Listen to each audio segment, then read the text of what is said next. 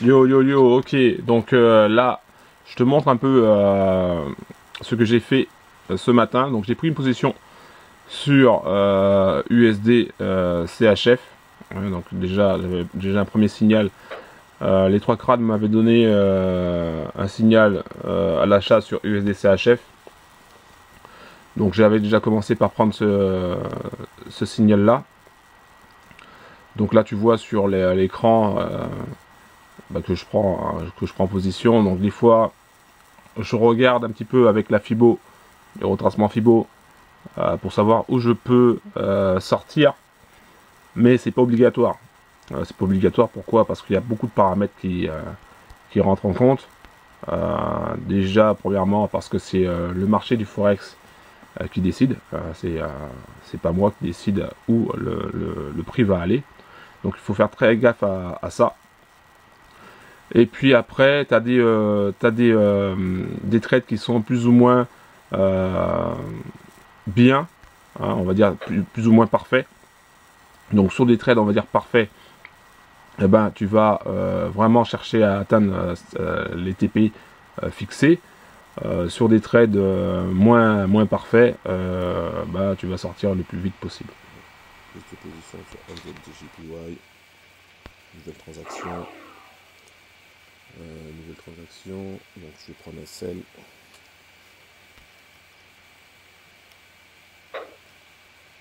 Voilà. Ça, je peux faire comme ça. Je peux modifier. Voilà, donc je vais alors chercher. Donc je répète mon truc.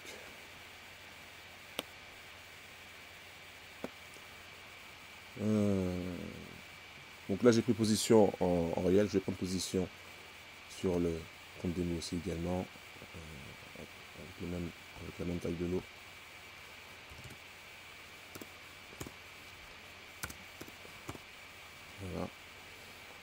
Voilà. Et je prends un sel.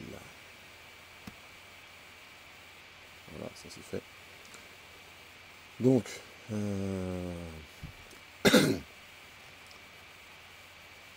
donc ça c'est fait. Donc là par contre moi, en réel, je suis en train de placer mon... Je place mon target. Donc je vais passer mon TP à 75. Donc là je vais faire 75. Légèrement en dessous du TP2, target 2. Parce qu'on a quand même du potentiel. Et le stop 76 22 plus 3 76 25 26 76 26. Voilà, donc là je fais OK, modifier. Voilà, c'est fait. OK. Nouvelle transaction sur l'or. Je vais prendre ma selle. Par contre, je ne vais pas faire ça, je vais faire un 0,01. Et je vais faire 0,05, je veux dire. Voilà, je vais prendre ma selle.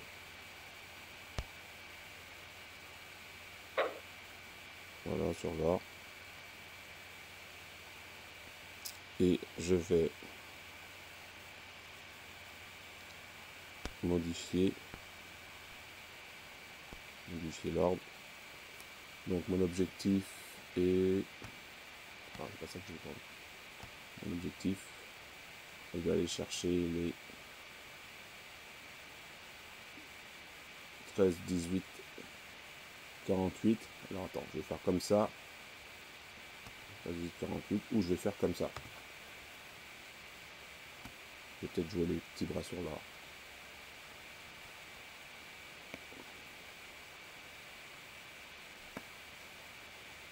Le target... Donc 13, 18, 48, c'est ce que j'ai dit, il me semble.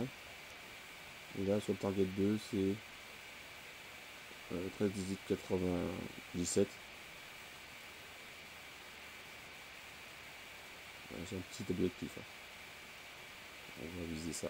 S19. S19 92.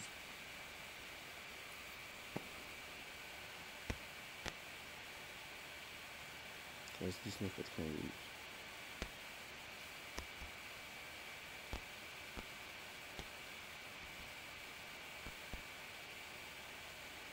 Voilà.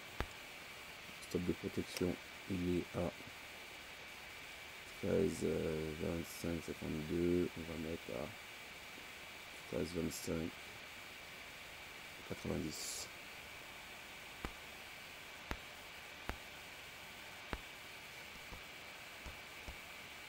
13, 25.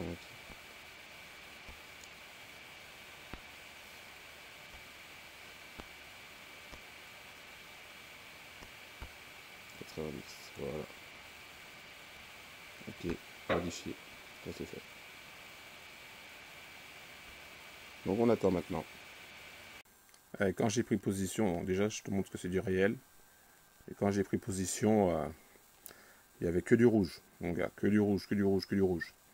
Donc j'ai pris position en fonction de la stratégie des 3 crânes. Donc je me suis fixé certains objectifs, mais je vais vérifier quelque chose sur USDCHF. Je vais peut-être sortir un peu plus tôt parce qu'il était vachement lent par rapport à NZDJPY. Donc mon objectif sur NZDJPY c'est de prendre 75, 75, donc, comme tu peux le voir ici. Dès qu'il a atteint les 75-75, vu que c'est le plus rapide, je vais sortir sur les autres positions parce qu'ils ont été beaucoup plus lents à aller dans la direction qui était donnée. Donc pour moi, celui qui dirige toute l'opération, ça sera NZDJPY. Voilà, donc je le répète, on est en réel. Voilà, donc sur un petit compte, pas un gros compte. Et donc ça c'est uniquement la puissance de la stratégie des 3 crânes. Donc ce matin j'avais 3 belles opportunités. Voilà, tout simplement. Donc là on est encore dans le bleu, mais on est encore loin de l'objectif. Quoique j'ai un objectif sur USDCHF assez safe à 49. Donc si je vois qu'il atteint les 49 avant les 75 pour la NZDJPY, j'envisagerai de couper. On verra. On va laisser tourner. Voilà, je vous ai juste montré ça. Parce qu'au début, tout était dans le rouge. Et c'est là, il faut être fort émotionnellement. Il faut être fort dans sa tête. Parce que si tu n'es pas fort dans ta tête et que tu vois que du rouge, tu auras tendance à vouloir couper trop tôt. Voilà, tout simplement. Un gros big up, à tout à l'heure. Donc là, on a atteint les 49. Les 49, donc on a été hyper rapide sur USD CHF. Là, on est à 50. Donc ce que je vais faire, je vais tout simplement couper USD CHF. Et je vais tout couper parce que ça a été le plus rapide. Donc 40 € ici sur l'ensemble de ce trade là. Allez, on va couper là parce que ça a été vraiment hyper rapide. Il y a eu sûrement une annonce. Donc alors, attends, ouais, donc ça enregistre. Donc, je voulais vraiment te montrer ce trade, hein. Donc ça c'est la stratégie des 3 crânes en réel. Donc fermer l'ordre, clôturer. Voilà. Celui-là, il a été moins rapide, donc, mais je vais quand même fermer. J'atteins pas mon objectif, mais c'est pas grave. Fermer l'ordre. Voilà. Et l'or, je vais le couper également. Fermer l'ordre. Voilà. Alors, j'ai pas atteint mes objectifs, mais j'étais vraiment au ralenti. Attends. J'étais au ralenti sur ce trade là. Donc c'est pour ça que j'ai coupé. Voilà, donc là, j'ai pris sur 3 trades hein, pour ce matin. J'ai coupé sur USD CHF à, bah là c'est 48 mais à 49 parce que j'avais vu aussi ce que j'appelle le target 1. Donc c'est pour ça que j'ai coupé. D'ailleurs je vais couper aussi, je suis en train d'enregistrer une vidéo de formation en même temps. Donc je vais couper. Je vais couper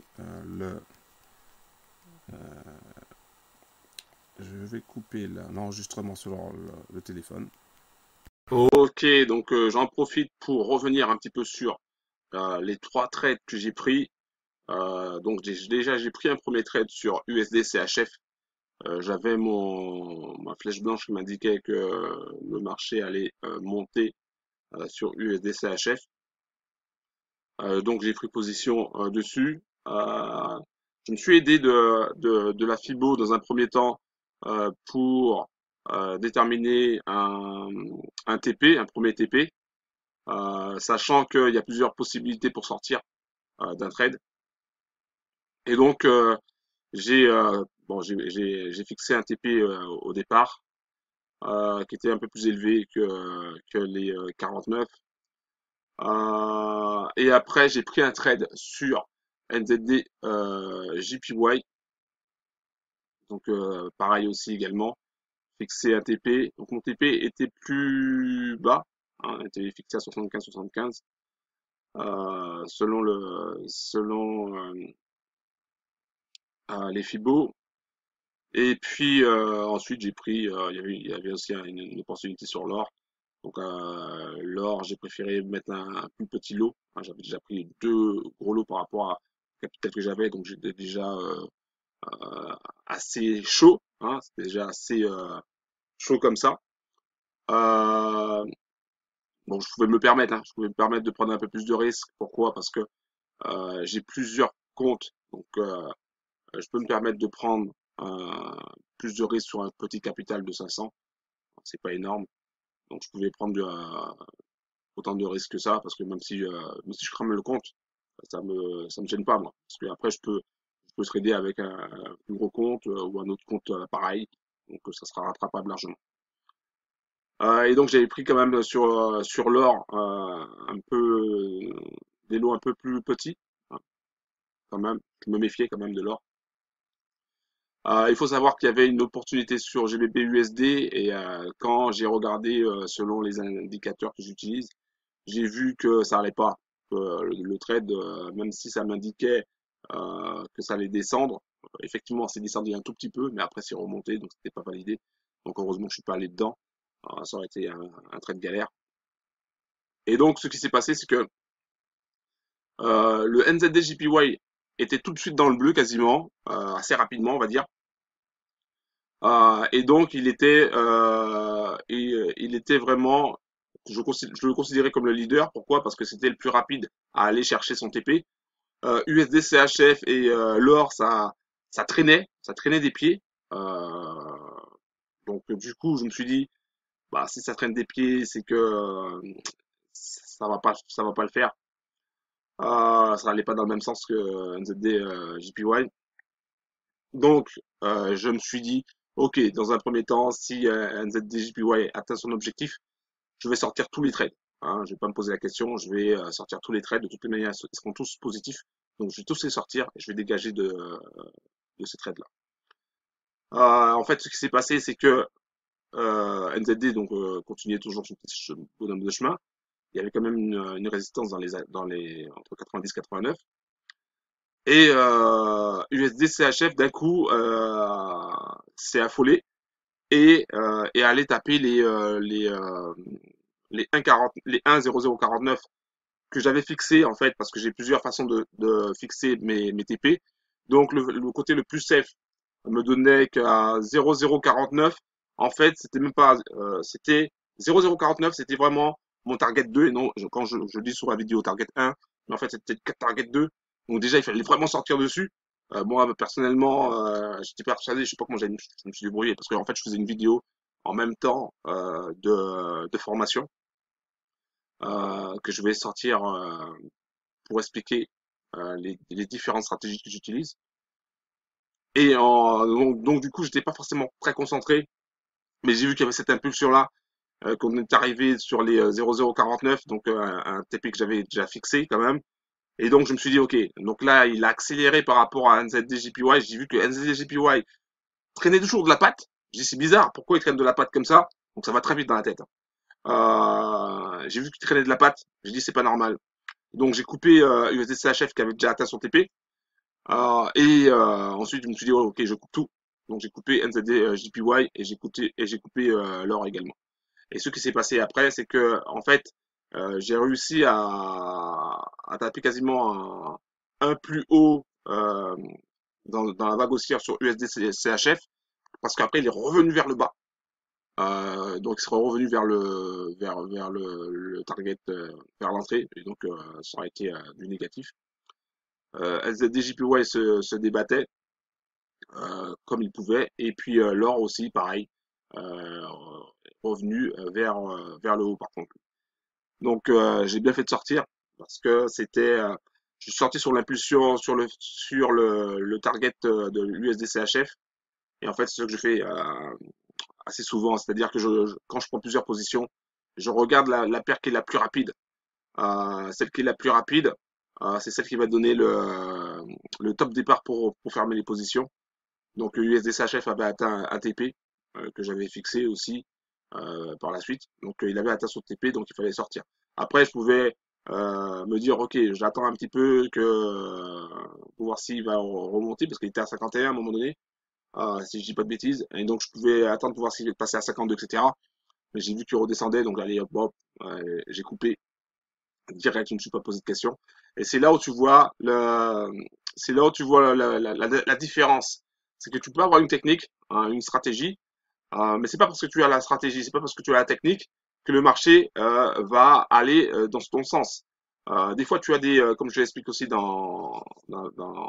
avant, tu as des trades, ce qu'on appelle des trades parfaits, c'est-à-dire que tu sais que tu as toutes tes configurations, tous tes indicateurs, enfin tout ce que tu as l'habitude d'utiliser, ça va dans le même sens. Et donc là, tu dis, OK, pas de problème, je prends le maximum de risques et je vais chercher mon TP. Dans notre cas, nous, USD CHF avait atteint son TP, le TP2, euh, du côté safe, donc c'était déjà pas mal. C'était déjà pas mal. Donc il fallait envisager en tout cas de sortir sur USD CHF. Après sur l'or, vu que déjà je le sentais pas très bien, donc du coup j'ai préféré aussi couper sur l'or. Après j'aurais pu rester sur NZDJPY en me disant voilà, je vais aller chercher le, je vais aller chercher le TP plus bas. Mais comme il n'a pas réagi avec USD CHF, je me suis dit ok, bon, c'est bon, allez, je coupe tout. Euh, Par rapport au capital, on est déjà énorme, on fait déjà plus de 7% en quelques heures, donc c'est énorme. Je sais pas si tu vas si tu vas voir ton banquier, tu lui dis ok, moi j'ai 500 euros, tu me donnes, je reviens dans 3 heures, tu me donnes du 7%. Il va dire ouais, c'est ça, ouais. Il va dire vas-y, reviens reviens dans 7 ans ou 8 et peut-être que je te donnerai du 7%. Ouais, ok. Donc il faut savoir ne pas être trop gourmand. Ça, c'est un conseil que je te donnerais. Il faut savoir ne pas être trop gourmand et il faut savoir sortir quand il le faut. Il faut surveiller surtout quand tu prends ton trade, il faut surveiller pour savoir, pour te dire, ok, est-ce que là, est-ce que je mets mon TP ici ou pas? S'il tape, qu'est-ce que je fais? Voilà, il faut surveiller. Donc, c'est comme ça que tu vas éviter de certains pièges, hein. Après, il y a des fois où il faut rentrer dans le tas et dire, OK, même si j'ai un pullback, même si ça revient au niveau de mon entrée, je vise tel target, boum, je lâche rien, ça soit le target, soit le stop de protection, mais en tout cas, je lâche rien. Donc, il y a des moments comme ça aussi que tu dois le faire. Mais dans ce cas-là, il y avait vraiment une volonté, ça se voyait, il y avait une volonté de USDCHF et l'or de pas trop aller trop loin. Et donc, j'ai préféré couper sur ce trade-là. Voilà, donc je voulais simplement te montrer un petit peu comment je prends position. Donc, tu vois, j'utilise mon téléphone, j'ai mon ordinateur, je regarde les graphiques, et puis je prends position avec mon téléphone, tac, tac, tac. J'aime bien faire comme ça, parce que j'ai l'impression que mon téléphone, c'est une console. Pas une console de jeu, attention, mais plutôt une console euh, comme avaient les traders que tu voyais à la télé à l'époque. Donc ça me rappelle surtout ça. Et puis c'est pratique aussi parce qu'après je peux regarder sur mon téléphone directement si je fais autre chose, etc. Voilà. Donc bah, merci d'avoir regardé cette vidéo. C'était tout simplement la stratégie des trois crânes. Alors je suis en train de finaliser pas mal de choses parce qu'en fait il y a pour mettre la stratégie des trois crânes, il y a aussi la partie technique, c'est-à-dire la mettre en ligne. Je veux créer un système de groupe où tous les traders auraient la même stratégie et on se baserait sur cette stratégie-là. Euh, et après, chacun rajouterait peut-être pour certains ah ben, leurs indicateurs s'ils ont l'habitude d'utiliser d'autres indicateurs et on serait toujours dans la même stratégie. Voilà. Donc c'est pour ça aussi que j'ai pas encore lancé euh, la stratégie du Tracran, mais ça va venir, hein, ça va un peu de patience, ça va arriver. Et puis j'ai fait aussi des vidéos tout ce week-end sur d'autres stratégies que je veux aussi expliquer, voilà, par la suite. Un gros big up à tous les Forex Brothers, un gros big up à tous les bros qui me suivent, tous les sisters et tous les bros qui me suivent sur ma newsletter, et un gros big up aussi à tous les bros qui sont sur ma chaîne YouTube et qui me suivent également. Un gros big up. Ciao.